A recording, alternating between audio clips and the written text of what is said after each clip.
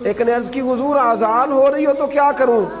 حضور نے فرمایا آزان کے کلمات کا جواب دے اور پھر اپنے نبی پہ درود و سلام پڑھ۔ رسول اللہ صلی اللہ علیہ وسلم گھر میں غربت بڑی ہے، حضور نے فرمایا جب بھی گھر جا نا 3 دفعہ سورہ اخلاص پڑھ اور اپنے گھر والوں کو سلام کہہ، اللہ تیری غربتیں دور کر دے گا۔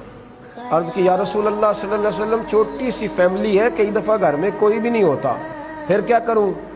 آپ نے کہا ہے گھر والوں کو سلام کہنا ہے، سورہ اخلاص پڑھنی ہے۔ تو حضور نے فرمایا جب گھر میں کوئی نہ ہو تو سورہ اخلاص پڑھنا اور اپنے نبی پہ درود و سلام پڑھنا۔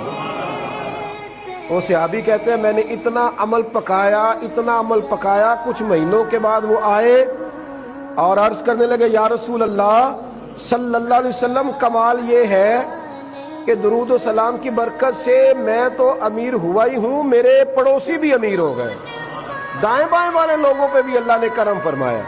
درود شریف ایک ایسا وظیفہ ہے۔